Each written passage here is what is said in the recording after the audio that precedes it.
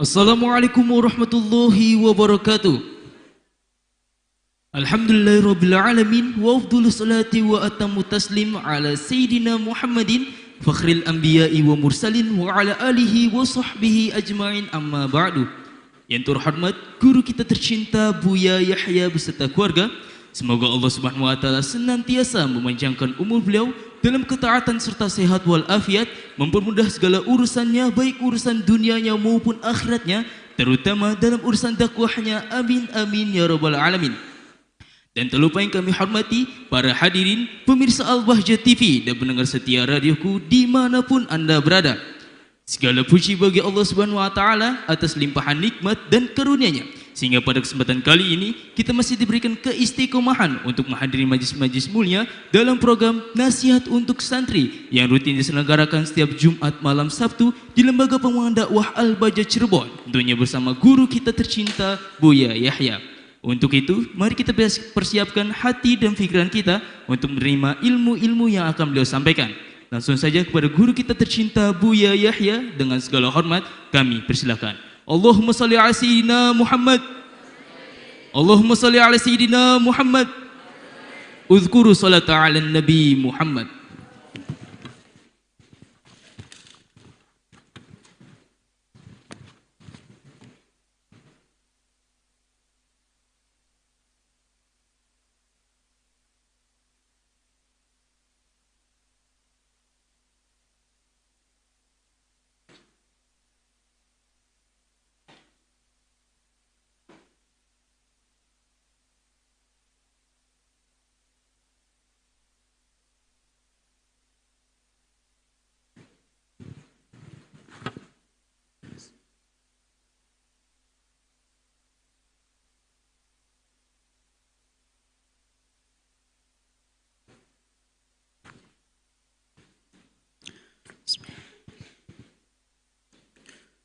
Assalamualaikum warahmatullahi wabarakatuh.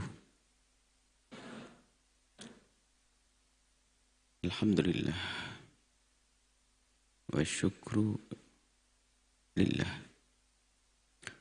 wassalatu wassalamu ala rasulillah habibina sayyidina Muhammad bin Abdullah wa ala alihi wa ashabihi wa mawalah.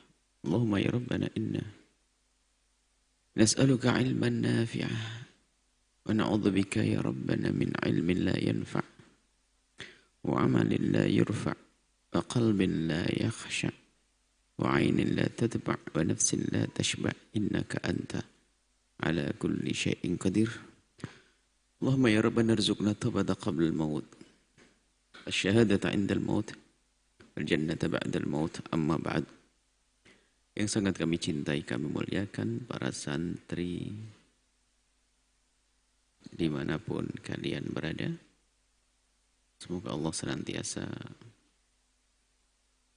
memberikan ke hati kalian kegembiraan, kesenangan di saat kalian berada di pondok pesantren, dan semoga Allah mudahkan kalian di dalam menuntut ilmu. Allah beri kepada kalian ilmu yang manfaat, yang menjadi sebab kebahagiaanmu di dunia dan di akhirat, kemuliaanmu di dunia dan di akhirat. Kita masih dengan Imam Zarnuji dengan kitab Ta'alim Muta'alimnya. Kita sudah sampai kepada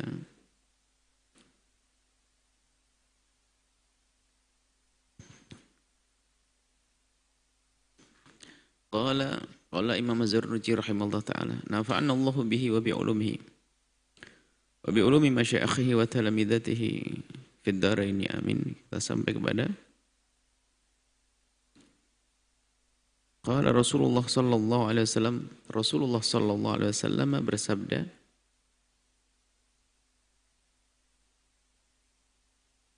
man 'arafa nafsahu faqad 'arafa rabbah. Barang siapa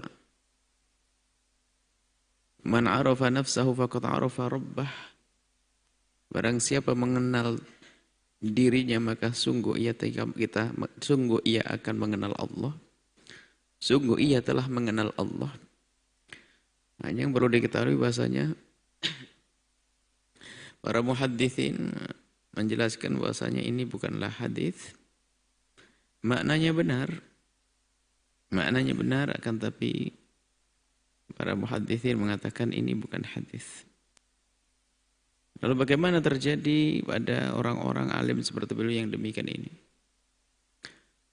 Mungkin beliau menemukan, tapi sejelas di dalam masalah ilmiah, kalau menurut muhaditsin bukan hadis, ya sudah.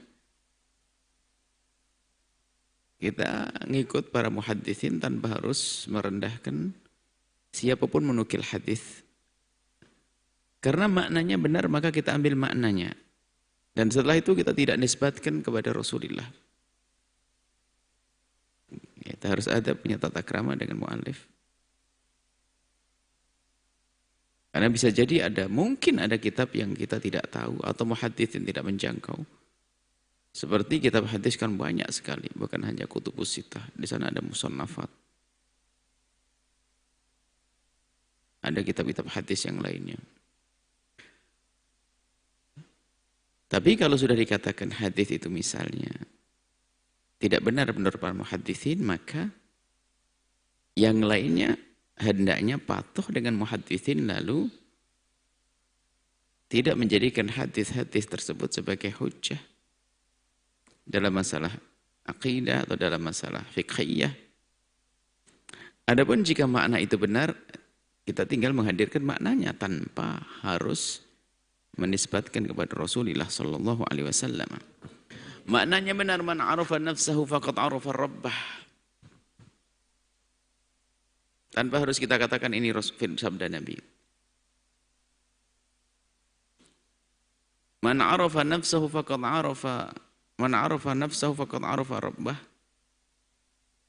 Barang siapa bisa mengenal dirinya, maka dia sungguh telah mengenal Allah. Mengenal dirinya yang sesungguhnya. Ini adalah yang diajarkan oleh para ulama ahli aqidah. Untuk bisa merenungi tentang apa yang ada dalam diri kita. Agung, unik, ajaib, keajaiban ciptaan Allah dalam diri kita. Kalau kita benar merenungi apa yang ada pada kita dari segala ciptaan Allah tentang kita, pada kita ini, maka bagi orang berakal, dia akan sadar begitu agungnya ciptaan Allah. Maka di saat dia bisa mengenal dirinya, maka dari situlah ia akan mengenal Allah.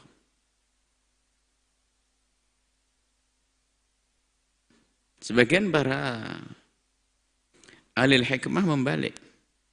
Bukan ma'an man arafa nafsahu faqad arafa rabbah. Kalau ini adalah disampaikan juga oleh ahli hikmah, man arafa nafsahu faqad arafa rabbah. Bukan hadis ya tadi, sudah kami jelaskan. Man arafa nafsahu, barang siapa mengetahui dirinya sebagai seorang hamba yang sesungguhnya, maka secara otomatis dia mengetahui Tuhannya sebagai sang pemilik sejati yang memiliki dia. Sebagian ahli hikmah membalik. Ya enggak apa-apa dibalik, itu bukan hadis, akan tapi maknanya. Man arafa rabbah faqad arafa nafsah. Man arafa rabbah faqad arafa nafsah. Maka asalkan orang itu benar-benar kenal Allah, maka lihat akan tampak dalam diri hamba tersebut penghambaan yang sesungguhnya kepada Allah, sehingga menjadi orang yang serius di dalam beribadah, sungguh dalam beribadah. Karena dia mengenal Allah. Termasuk kalau kita membahas dalam pembahasan ilmu akidah, ada hamba Allah itu kenal Allah dengan dua model. Yang satu mengenal Allah terlebih dahulu karena Allah telah mengenalkan dirinya kepada hamba tersebut. Baru setelah itu seorang hamba melihat semesta, sehingga disitulah tambah kekaguman, pengagungan kepada Allah. Jadi hamba yang Allah beri di dalam hatinya keimanan, tiba-tiba dia semakin iman kepada Allah tanpa pakai hujjah apapun, tapi Allah sudah titipkan di hatinya keimanan.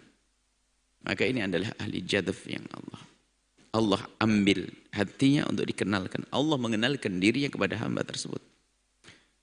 Sehingga ia mengenal Allah, karena dia mengenal Allah, maka begitu mudah untuk mengenal dirinya.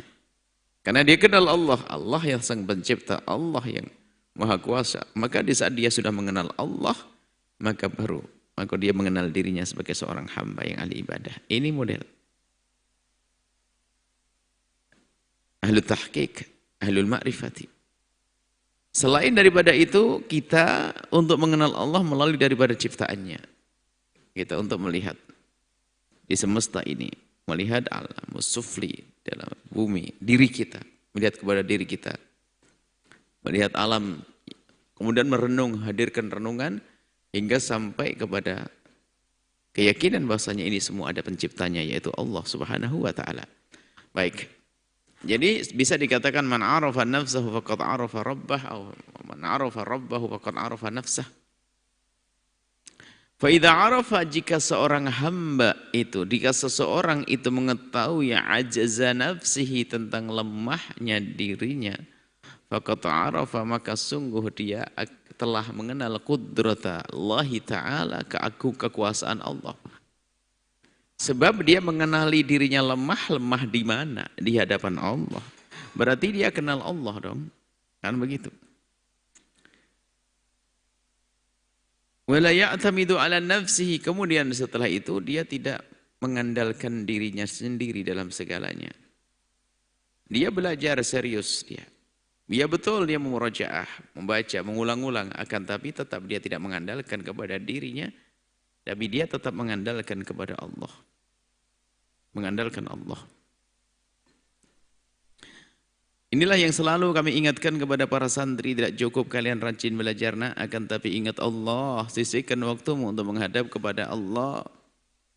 Saat-saat untuk saat khusyuk kepada Allah, serius memohon kepada Allah yang memberikan segalanya. Bukan hanya dengan mengasah kecerdasan, banyak menghafal, bukan. Itu iya, usaha zahir, tapi usaha batin kita adalah sambung dengan Allah, kenal Allah. Wala ya'tamidu ala nafsihi wa aqlihi, maka seorang penuntut ilmu itu enggak boleh mengandalkan dengan kehebatan dirinya atau kecerdasan akalnya. Banyak orang diberi oleh Allah kekayaan, diberi oleh Allah akal cerdas, dia menuntut ilmu, cuman dia terlena, lupa, sombong, dipikir ilmu itu didapat dengan kekayaan, bisa beli kitab macam-macam, bisa kursus segala macam. Kemudian dengan akalnya yang sangat cerdas, tapi ternyata dia tidak mendapatkan ilmu yang manfaat, dan alangkah banyaknya kisah semacam itu. Bal akan tapi semestinya sebagai seorang santri yang sejati, yang kenal Allah, kemudian kenal dirinya, yang lemah kenal Allah yang Maha Kuasa, bal yatawakkal 'ala Allah. Sebaliknya seorang santri yang kenal Allah seperti itu, maka di dalam menuntut ilmu setelah dia berusaha dengan sungguh-sungguh, terlihat dia capek menghafal, capek belajar, setelah itu apa? Itawakal. Bal yatawakkal 'ala Allah, menyerahkan semuanya kepada Allah. Bergantung kepada Allah Subhanahu wa taala. Wa yatlubul haqqa minhu, mencari kebenaran dari Allah. Kita berusaha, berdialog, berdiskusi adalah usaha. Maka tidak jaminan orang yang menang dalam debat itu dia meyakini benar apa yang itu hanya dalam, kadang-kadang dia berdebat hanya dalam urusan menang kalah. Bukan masalah dia itu akan mengikuti atau tidak. Akan tapi pencari kebenaran yang sejati adalah karena dia mencari dengan Allah, ya usaha zahir ia cari. Dia berdialog, berdiskusi dengan orang, mencari kebenaran dari Allah Subhanahu wa taala. Wa man yatawakkal 'ala Allah fa huwa hasbuh, dan sudah dijanjikan oleh Allah. Disebutkan bahwasanya kalau orang bertawakal kepada Allah, maka Allah yang menjaminnya. Wa hasbuh, Allah yang mencukupinya. Allah yang mengurusinya. Wa yahdihi, dan Allah akan memberikan petunjuk kepadanya. Ila siratim mustaqim, kepada jalan yang lurus, jalan yang benar.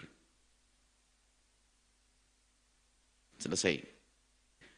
Di samping dia itu tidak boleh mengandalkan dirinya yang kaya, yang cerdas. Sebab kan di sana ada sebab secara zahir menjadi sebab orang tidak bisa belajar, katanya kan begitu. Contoh dia fakir, nggak bisa mondokin anaknya, nggak bisa mondok, kemudian dia pikirannya lemah, nggak bisa alim. Itu kan karena dia itu menganggap bahasanya ilmu itu bisa dicari dengan dirinya sendiri, bukan dengan Allah.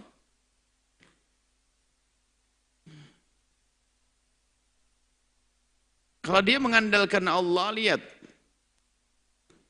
Kalau ada anak paling susah di hari ini, yang paling fakir bapaknya di hari ini, ayo suruh fakir-fakiran dengan Imam Nawawi.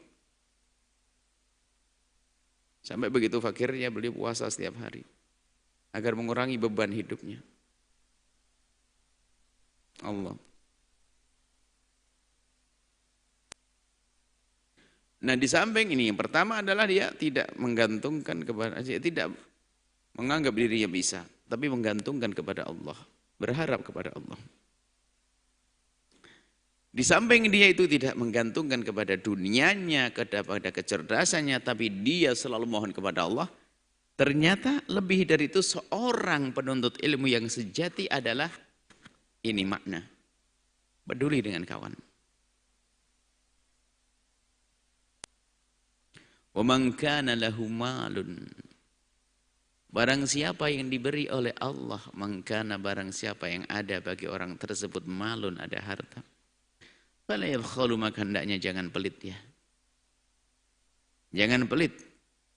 Yanbaghi ayat ta'awwadz min billahi, hendaknya dia berlindung kepada Allah Al-Azim yang Maha Agung minal bukhli, daripada kekikiran, kepelitan. Kalau Nabi sallallahu alaihi wasallam, baginda Nabi Muhammad sallallahu alaihi wasallam bersabda, ayyudda'in, penyakit apa kira-kira yang adwa'u minal bukhli, yang lebih membahayakan daripada kepelitan, kikir? Sebetulnya Imam, kalau ulama menyusun ini kan ada hubungannya. Pertama adalah kalau orang itu di dalam belajar hanya mentingkan, mengandalkan kepada kekuatan dirinya, kekuatan yang Allah berikan kepada, seperti kekayaan, kemudian juga dengan kecerdasannya, maka orang ini susah membantu orang lain. Sehingga dia pun kalau pintar, pengen pintar dirinya sendiri. Kalau ditanya temannya tuh nggak mau ngasih tahu. Padahal kalau seorang hamba itu memberitahu, kalau seorang santri membantu temannya dalam belajar, itu menjadikan ilmunya semakin berkah. Dan karena memang santri yang nggak kenal Allah, maka lihat, dia beranggapan saya dengan kecerdasannya, dengan kecukupan orang tuanya, dia bisa belajar ke luar negeri, saya bisa membayar. Bukan seperti itu. Biasanya kalau orang semacam ini nggak peduli kepada orang lain, sebab egois, sebetulnya dia bukan ingin besar bersama dakwah, bersama ilmu. Sebetulnya dia dengan itu semua untuk membesarkan dirinya agar semakin sombong. Karena dia sudah ya'tamid ala nafsih, mengandalkan dirinya. Ini bahaya sekali. Nah di saat orang semacam itu lihat nggak mau membantu orang lain, karena apa? Nggak mau orang lain besar seperti dia, nggak mau didahului oleh orang, maka menjadi orang yang bukhul, pelit, bakhil.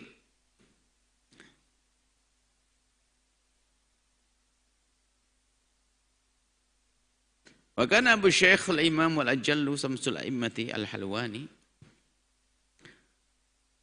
berkata,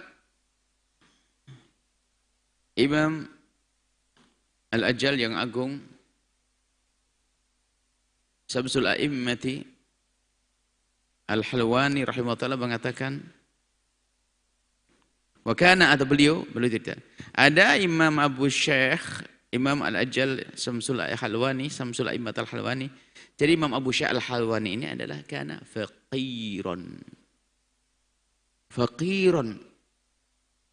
melarat beliaunya. Melarat, yabi'ul halwa'a, dia yabi'u menjual al-halwa'a,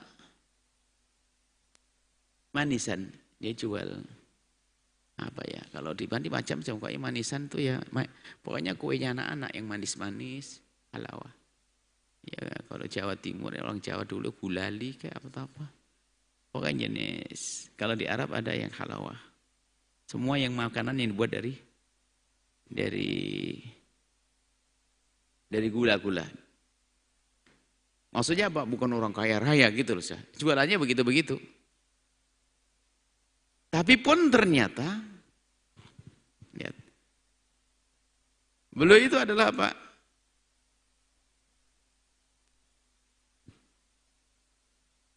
Wa kana yutil fuqaha minal halwa'i.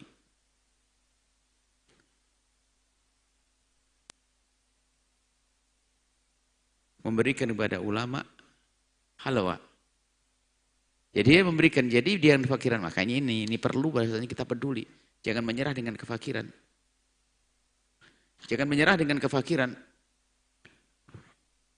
Apa yang Allah berikan ini hanya manisan saja rupanya diberikan kepada fuqaha, nyenangkan ulama. Dan berharap di balik itu semua adalah Allah. Harapannya adalah Allah akan memberikan kemuliaan kepada anaknya dengan ilmu.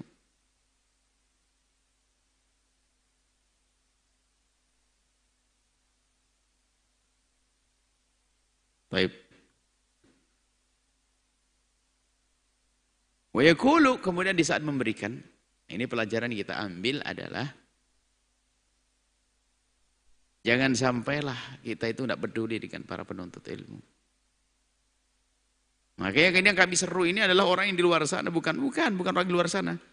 Bukan saja, jangan sampai salah. Kadang begini, kita itu menyeru agar peduli kepada penuntut ilmu itu seolah-olah yang diseru adalah orang yang di luar sana. Iya betul, orang di luar diseru. Kami sampaikan, hei para hamba-hamba Allah di luar sana. Perhatikan mereka para wasiatnya Rasulullah. Kalau ingin mulia dan berjaya, perhatikan mereka. Ayo bantu mereka para penuntut ilmu di mana berada. Iya, kita seru mereka. Akan tapi santri akan menjadi dungu kalau ternyata dia tidak merasa diseru. Makanya kami ingatkan, hei para santri, kalau kamu punya kelebihan sesuatu, bantu kawanmu yang lemah untuk bisa sukses dalam menuntut ilmu. Karena dengan cara semacam itu akan banyak faedahnya, diantaranya akan hilang kedengkianmu, hilang kesombonganmu. Karena kamu juga tidak pernah takut jika temanmu menjadi alim melebihi daripada kamu. Lebih dari itu adalah Anda mendapatkan janji dari Allah melalui lisan Rasulullah, Allah fi aunil abdi. Maka al-abdu fi auni akhihi, Allah akan selalu memberikan pertolongan kepada seorang hamba yang hidupnya biasa menolong orang lain. Nah ini dalam keadaan beliau punya halawa manisan saja ternyata memberikan.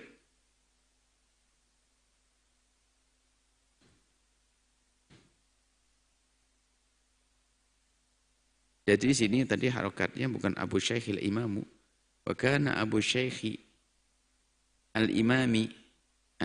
Jadi Abu Syaihi, jadi yang jualan tuh ayahnya. Yang jualan tuh ayahnya. Jadi ini ceritanya ayahnya Syekh Al-Halwani itu adalah penjual tadi kayak manisan, gula-gulali atau segala macam. Kemudian beliau itu peduli kepada para fuqaha ulama, para santri. Dan selalu memberikan hadiah kepada para santri apa yang beliau jual. Itu hadiah yang paling berharga baginya karena dia orang fakir. Kalau seandainya dia punya duit miliaran, pasti duit yang dikasihkan. Cuman karena umpunya hanya halawa, dia berikan kepada orang alim, para ulama, sesuatu tersebut, barang dagangannya. Sambil berkata, ud'u libni fabi barakati judi, ud'u li ibni. Dia minta didoakan, ya Allah, kiai ya, ulama ya, para santri ini tolong doakan anak saya, doakan ini, subhanallah. Ini fabi barakati judi, ud'u li ibni. Dia minta didoakan, ya Allah, kiai ya, ulama ya, para santri ini tolong doakan anak saya, doakan ini, subhanallah. Jadi memberikan itu niat agar anaknya ditolong oleh Allah. Wabibarokati judihi, dengan kedermawanannya tersebut. Padahal ngasihnya cuma halawa. Karena memang punyanya itu. Berkat kedermawanannya wa i'tiqadihi, dan keyakinannya. Wa tadarru'ihi, pun dia juga selalu memohon kepada Allah. Nala ibnuhu ma nala. Lalu meraihlah, mendapatkanlah ilmu anaknya apa yang telah ia raih. Maksudnya sukseslah anaknya.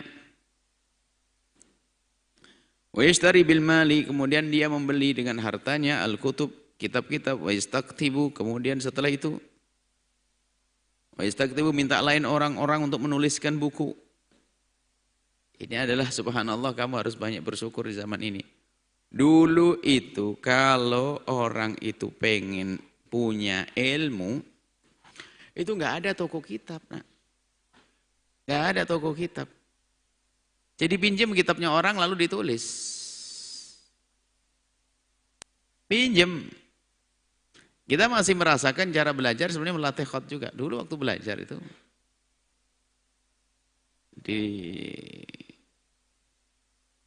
belajar itu sebelum kita mondok itu kan kita belajar di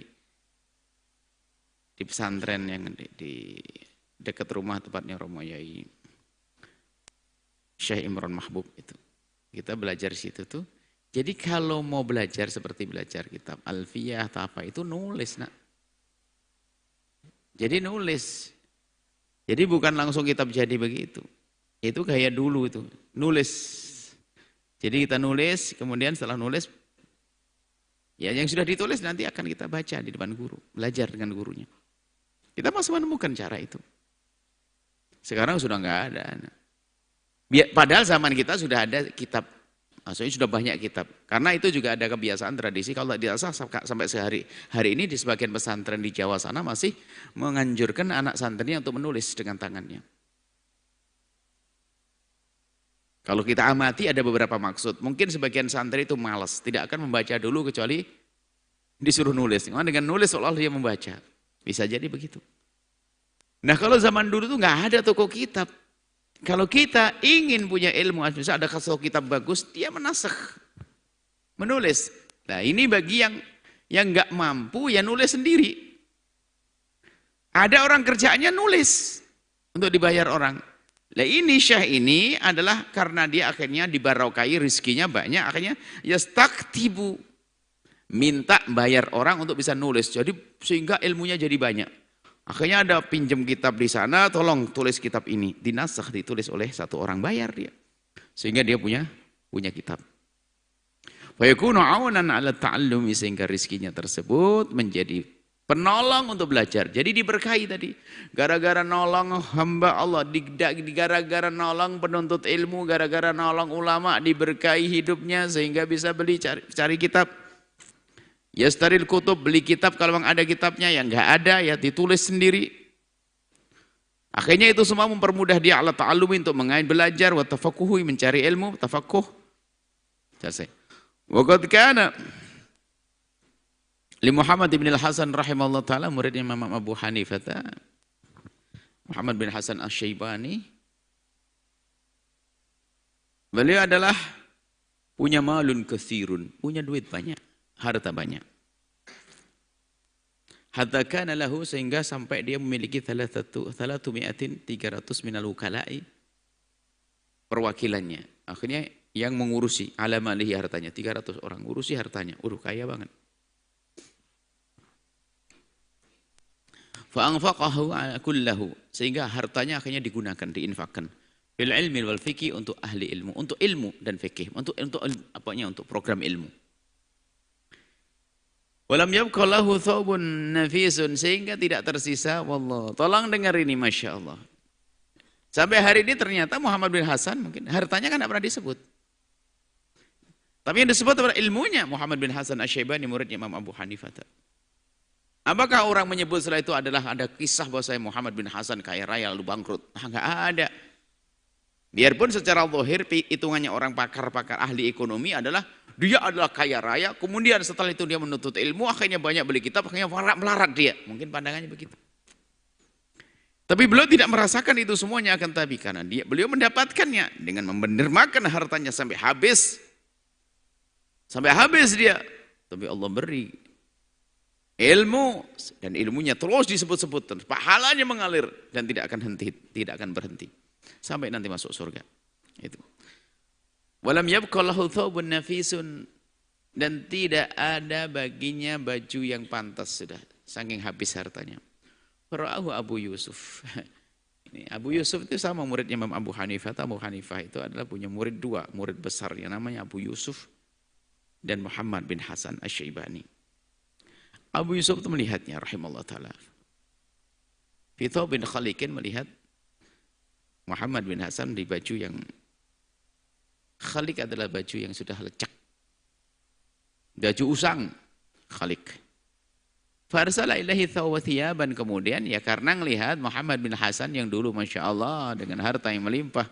Ini menuntut ilmu begitu rajin ya kok sampai Masya Allah keadaannya sampai fakir begitu. Ini tolong nih ilmu lain lagi dari Imam Zarnuji nih, dengar. Setelah diberi begitu, falam yakbalha, tidak nerima, cukup. Faqala, malah berkata, ajil lakum wa ajil lana. Maksudnya untukmu dunia dan untukku akhirat. Maksudnya apa? Aku sengaja memberikan dunia untukmu agar aku mendapatkan akhirat. Jangan kirim dunia kepadaku. Allah. Wala'allahu innama lam yakbalhu, barangkali bisa jadi wala'allahu dan bisa jadi innama sesungguhnya lam yakbal, dia itu tidak menerima. Kenapa? Wa in kana qabul hadiyati sunnatun, biarpun menerima hadiah adalah sunnat, sunnah dianjurkan terima hadiah. Hadiah itu hendaknya tidak boleh ditolak. Tapi kenapa dia menolak? Lima ro'a, mungkin karena dia melihat. Ada yang dilihat, anna fi dzalika madhillatun. Karena yang demikian itu merendahkan nafsi dirinya sendiri. Perendahan terhadap dirinya sendiri. Merendahkan dirinya. Maksudnya apa? Menjadikan dirinya jatuh, rendah. Karena apa? Penuntut ilmu, kok saya mencari sesuatu yang mulia, kenapa saya tamak kepada dunia? Rendah, maka dia tolak. Wa qala Rasulullah sallallahu alaihi wasallam, laisa lil mu'mini an yudhilla nafsah, enggak pantas seorang mukmin merendahkan dirinya. Merendahkan dirinya. Merendahkan dirinya dengan menerima pemberian yang sifatnya seperti itu. Biarpun menerima adalah boleh.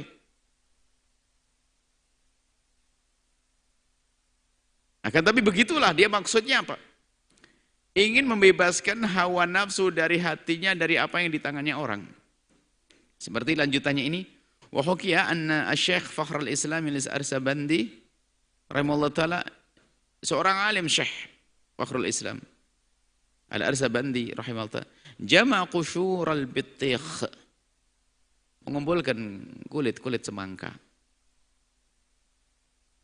al-mulqah yang sudah dilempar, dibuang oleh orang di makanin khalin, di tempat yang sepi. Kalau sudah dibuang di tempat sampah itu adalah halal, mau dibawa kemana saja adalah boleh. Bahkan yang punya pun senang karena sampahnya dibersihkan, jadi bukan sesuatu yang haram. Nah ini adalah orang-orang seperti Uwais Al-Qarani mengambil makanan dari tempat tersebut. Menjijikkan secara zahir, akan tapi adalah bersih, tidak ada subhat di dalamnya. Karena sudah dibuang sama yang punya. Faghazalaha, dicuci, wa akalaha, dimakannya. Fara'adhu jariyatun, kemudian ada satu budak yang biasa melemparkan sampah di tempat itu, budaknya bos ini, bos yang punya tempat itu, yang melihat, melihat bahwasanya ini syekh ini kok ngambil makanan di situ, kasihan banget. Lapor ini jariyah, ini budak ini kepada bosnya. Fa'akhbarat bidzalika maulaha fa'bidzalika maulaha fa'akhbarat bidzalika maulaha, lalu memberikan kepada bosnya, kepada sayyidnya. Fattakhadha lahu da'watan, akhirnya membuatlah hidangan makanan, diundanglah itu penuntut ilmu itu, calon ulama itu, waktu itu belum jadi ulama barangkali itu begitu. Atau ulama, anggap saja jadi ulama. Fada'ahu ilaiha, dipanggil, diundang untuk menghadiri hidangan makan. Falam yakbal, kemudian tidak menerima. Lihada, tidak menerima undangan semacam ini. Wahakadha, dan hendaknya seperti inilah yang bagi sayukinya lil thalibil ilmi, seorang penuntut ilmu. Sini dengar ini, sebab kalau kamu benar di saat penuntut ilmu, kamu punya himmah semacam ini, di saat menjadi ulama-ulama benar. Yambahi sayukianya, hendaknya li thalibil ilmi, bagi penuntut ilmu, ayyakuna dha himmatin, punya semangat aliyatin yang tinggi, la yatma'u, tidak tamak fi amwalin nasi, dengan apa yang hartanya manusia. Jangan tamak kepada hartanya orang. Kalau sudah dari belajarnya biasa tamak dengan hartanya orang, kalau jadi ustadz pun bisa menjual agama untuk cari duit. Mungkin saja ceramahnya cari duit, ini cari duit, semuanya hitungannya duit. Kalau nggak ada duitnya jadi semangat. Naudzubillah. Ini salah belajarnya, maka mengajarnya nanti juga salah. Bukan untuk mencari kekayaan, harus begitu. Tapi kita ingin mencari kaya akhirat nanti, kaya di surga nanti. Rasulullah SAW bersabda, "Ya kawat tama'awas," dengan ketamaan, "fa innahu fakrun hadirun," karena itu adalah kefakiran. Hadir. Kefakiran hadir, kefakiran di hatimu. Cuma dalam bahasa Buya buat kerakusan adalah kefakiran tersembunyi. Ada catatan Buya itu, ada catatan kecil Buya adalah kerakusan adalah kefakiran yang tersembunyi. Biar kelihatannya dia kaya, sesungguhnya fakir kalau di dalam dirinya ada tamak. Sehingga biar memiliki satu gunung emas, dia masih merindukan gunung emas yang kedua. Mendapatkan gunung emas yang kedua, minta yang ketiga sampai masuk ke dalam mulutnya tanah alias mati, baru diam dia.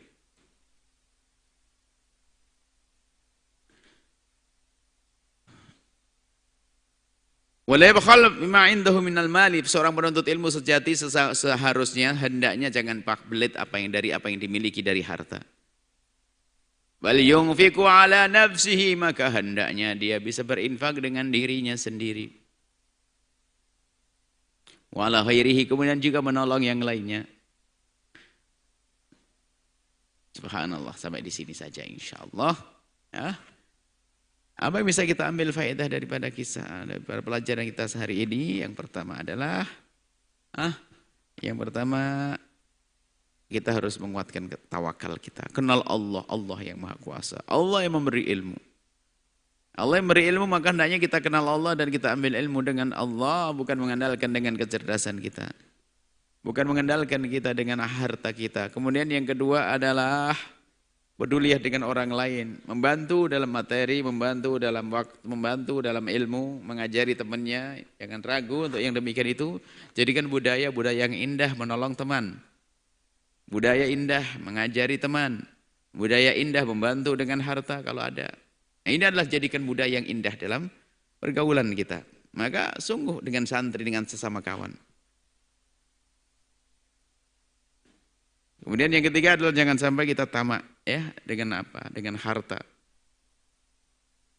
Dengan tamak dengan dunia di saat menuntut ilmu, khawatir nanti kalau sudah di dalam menuntut ilmu sudah biasa tamak dengan dunia, maka di saat dia punya ilmu pun malah menjadikan ilmunya untuk mencari dunia. Na'udzubillah. Hei para santri, sadarlah. Kalian menjadi wasiatnya Rasulullah itu maksudnya kalian akan digiring menuju surga Allah. Maka sebagai perindu surga Allah ya hendaknya dia tidak terpesona kecuali dengan urusan akhirat. Dan harus diketahui ini bukan bertentangan dengan orang kaya, bukan bertentangan dengan kekayaan. Orang boleh kaya, orang bisa memiliki harta melimpah, akan tapi ingat, dia menggunakan harta tersebut ingat untuk akhirat. Untuk membesarkan para santri, mendidik para santri yang seperti yang selama ini yang kami serukan kepada para pejuang-pejuang Rasulullah sallallahu alaihi wasallam.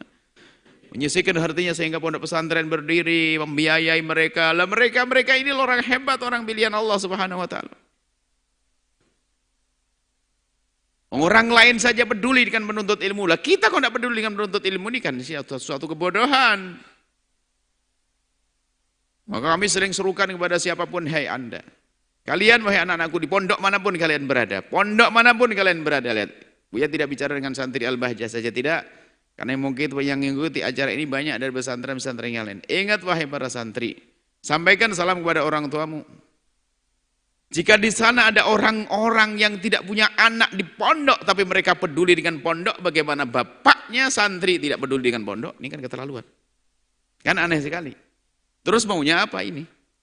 Di luar sana, orang yang tidak punya anak di dalam pondok tersebut, Buya tidak bicara tentang Al-Bahjah. Ada seorang bapak, dia tidak punya anak ada di pondok, tidak punya keponakan di pondok, tidak punya sanak kerabat di pondok, tapi dia selalu membantu pondok tersebut. Loh, ini orang luar saja yang tidak punya anak di dalam pondok peduli dengan para santri, bagaimana para wali santri kok tidak peduli dengan para santri? Ini kan aneh sekali. Bisa saja niatnya itu salah, niatnya sudah nggak benar itu. Niatnya hanya ingin menggedekan anaknya akan menjadi orang paling hebat, ngikuti iblis sombong, ana khairun minhu. Tidak seperti itu. Akan tapi sampaikan salam kepada siapapun, para orang tua dan sebagainya. Mendengar kajian malam ini, peduli kepada para penuntut ilmu, maka ketahuilah dengan demikian Allah akan memberikan pertolongan yang luar biasa dahsyat kepada anak-anak kita, sehingga menuntut ilmu bagi mereka adalah sesuatu yang sangat mudah. Ini saja yang bisa kami sampaikan. Semoga Allah mengampuni semuanya. Allah muliakan para santri, dimudahkan dalam menuntut ilmu, diberi ilmu yang manfaat, diberi ilmu yang bakal menghantarkan kepada kebahagiaan dunia akhirat. Allah menjadikan kita hamba yang saling mencintai karena Allah, dijauhkan dari fitnah kebencian, kedengkian, dendam, pada sama, prasangka buruk, dan semoga Allah mengampuni orang tua kita, guru-guru kita semuanya. Allah mengangkat wabah dari kita, dan semoga Allah Subhanahu wa taala memberikan ketentraman di hati para santri semuanya, tentram di dalam pondok pesantren. Sehingga ya Allah, dengan kebahagiaan, panjang umur semuanya, sehat afiat, husnul khatimah, berkat Sayyidina Muhammad. Al-Fatihah.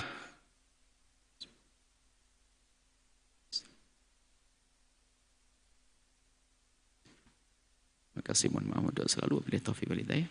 Assalamualaikum warahmatullahi wabarakatuh. Waalaikumsalam warahmatullahi wabarakatuh.